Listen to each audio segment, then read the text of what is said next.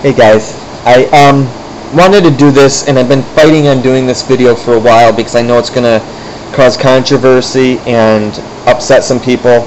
I first want to start this out saying this is just my feelings and what I believe. I haven't seen any actual posts from the dev team on exactly what Critical does and exactly how it works and exactly. I don't read every post. I'm usually a general form person. I don't hop around everything. And I haven't been checking the forums since day one either. But this is just how I feel. I know I've been told don't give people false information, and that is totally the last thing I want to do. All I want to do is help people out on here. That's the only reason why I started doing the videos in the first place. So this is how I look at it. I hope this doesn't upset too many people, and with that, I move on. If you're somebody that's going to use a sword on any unit whatsoever in the game, I believe you should pass up on critical hit. 3.3% damage I don't think is enough, even if you have an army of 150. And here's why. Each unit out of every 100 times will critical hit something at 3.3%, which is only 3 hits out of 100. Now that could be on a building. You could get that critical hit on when you're attacking any building, and that to me is a waste. And it's so low. Anything with low critical I would pass on if I was anybody in this game, and try to find a different weapon that's better. Swords and means is what I use or try to find. Right now it's not dropping, but there's a lot of level 40 gear out there that are swords that are better. I'm not saying you need to go for the pure DPS blade, but look around. I mean, you can look in Argos, you can look in the Home City stores that a lot of people have. I think there's better weapons than this out there, and they are level 40. We'll move on to the arrows. And whenever I test gear, I want to say this. I test every piece of gear that I write about on a map 10 times. The same map. So it's under almost the identical situation. That's a nice thing about PvE in the Legends, is the computer does the same thing every time in every situation with the same units. Now if you change the units, they're going to change how they react. And when in testing, I make sure it's in solo runs that I know I can beat easily, so I can see how they work as a solo player.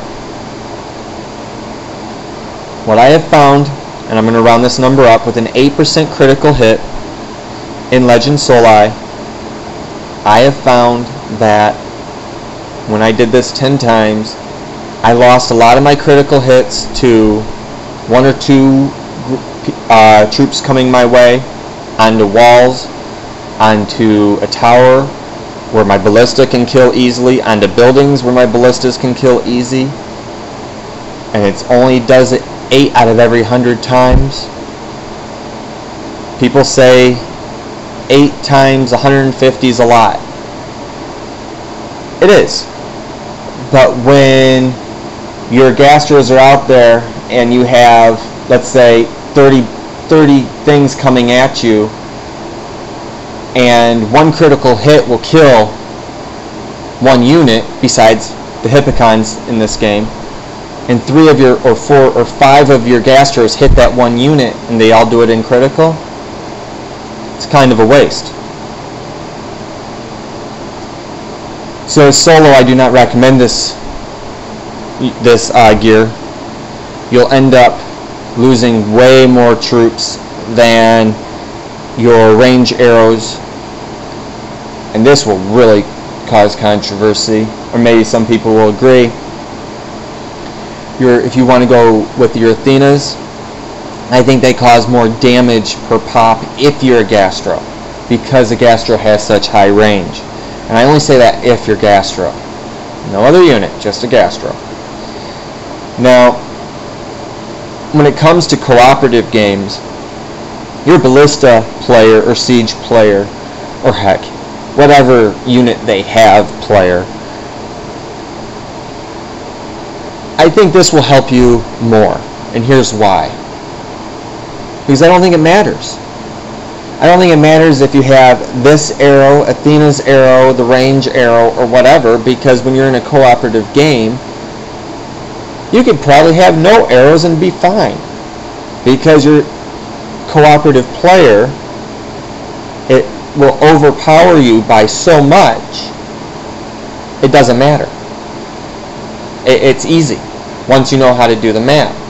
Because all these maps and legends were made so a freemium player that only can afford green gear can beat it alone if they know how to do it. That's how these maps were designed. Now with that said, I want to make this clear. I believe the Celtic War arrows would work perfectly in a cooperative game. So if you're a newbie out there and you want a good arrow but can't afford a lot of money, buy this. I've seen them sold for 1,000 coin right now. And they're probably going to go down and down and down. I could see this arrow eventually being sold for 800 coin at the lowest, because, you know, it costs something to make. So if you're a newbie and you can't afford a lot of stuff, a lot of the expensive stuff, get this. It will help you in a cooperative game. Because if you're a newbie, you're not going to solo anything anyway. So get this arrow. It will help. There is one thing out there that I have found that works perfectly for critical hit. I don't have it, but I am going to tell you, without even trying it, it will work great. And that's the torque for the Celtic Empire, for the archers. Torque of Battlemaster, if I got that right, I don't own it. But common sense says, and this is why I'm going to put my reputation out there, or whatever you want to say I have, because I know a small, very small group of people listen to what I have to say, that torque at 40% is way better than Pathfinder that has, oh god, what is it, 34% more damage, I think that's what level 29 is. But anyways, I believe a 40% critical bonus is outrageous and way overpowered and crazy. I think that, even if you're wasting critical hits with an army of 150 of these suckers, it doesn't matter. Because times 3, almost half the time, to me, it's worth it. I think it is to you too. I think that's just a common sense one. I know there's other weapons out there that have critical hits also, but I nailed down the highest one, the lowest ones, and somewhere in the middle. I know there's a lot of middle range stuff, and I know you can stack critical hits with other gear. I know the cavalry do it with the Gilgamesh spear and the King armor, which I believe takes you around 15%. But as I said before, this is not cause controversy. This is just my opinion, and I really hope that the dev team steps up and says in a big post exactly how this works, so everybody knows. So everybody knows officially how this works, because we all know what DPS is. We all know how that works exactly. We all know how a lot of the things work here exactly.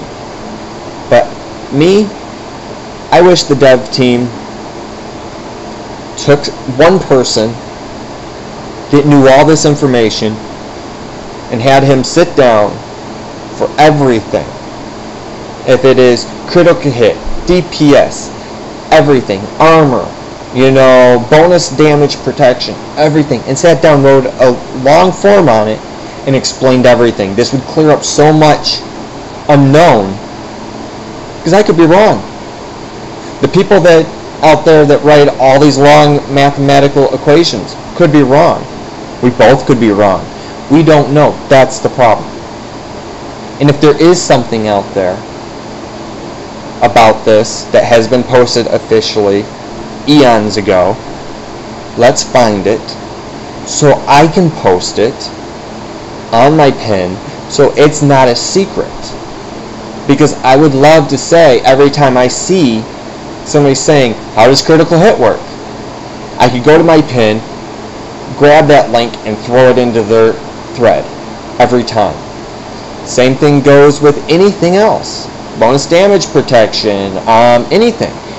Anything under the sun. I would love an official statement from the dev team so we all know. Again, I hope this helps out on how I look at things. I want to state, not an official thing because I don't know what the official thing is, but this is my common sense way of looking at stuff.